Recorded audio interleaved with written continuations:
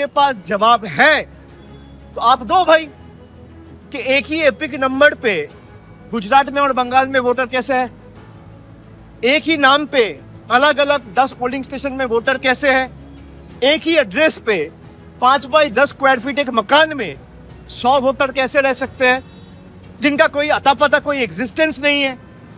और election commission अगर कह रहा है कि वोटर लिस्ट में गलती है, ऑपोजिशन के सारी पार्टी कह रहा है कि एसआईआर नहीं होना चाहिए, मैं इलेक्शन कमीशन को कहूंगा कि चलिए मैं मानता हूं आप सही कह रहे हैं, तो पहला तरीका क्या होना चाहिए, पहला स्टेप क्या होना चाहिए, इसी इलेक्टोरल रोल और वोटर लिस्ट के आधार पे देश का प्रधानमंत्री चुना गया है 1 साल पहले।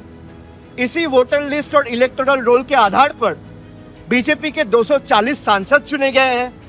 इसी वोटर लिस्ट के आधार पे देश के गृह मंत्री चुने गए हैं। इसी वोटर लिस्ट के आधार पे देश के स्वास्थ्य मंत्री चुने गए हैं, रक्षा मंत्री चुने गए हैं।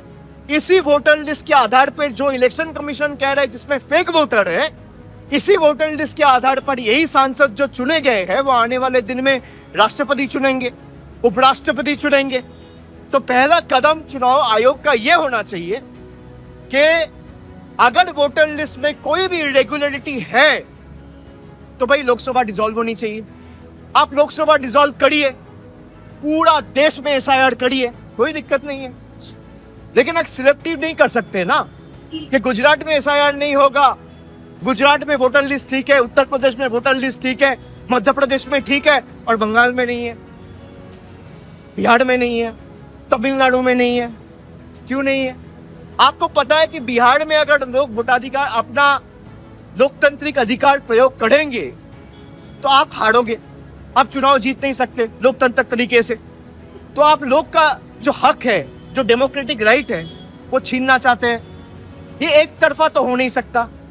जो नियम और जो कानून आपके लिए एप्लीकेबल है, वही नियम और वही कानून इस देश में, अगर मैं बंगाल में हूं और आप गुजरात में हैं तो एक ही कानून है। भाई अगर एसआईआर आप करना चाहते हो तो आप एसआईआर करिए, लेकिन पहला कदम लोकसभा डिसॉल्व होना चाहिए। पूरा देश में 140 करोड़ के देश में, पूरा देश, हर एक प्रदेश में आप एसआईआर करिए, कोई दिक्कत नहीं है। हमारे ऑपोजिशन जितने भी दल हैं वो स्पष्ट आपके पास सबूत के बदौलत आपके पास इंफॉर्मेशन रखा है कि वोट चोरी कर्नाटका में भी हुआ है, यूपी में भी हुआ है, गुजरात में भी हुआ है और बिहार में भी हुआ है। और बीजेपी ने वोट चोरी करके इलीगली, अनएथिकली, अनकॉन्स्टिट्यूशनली पावर में आया है।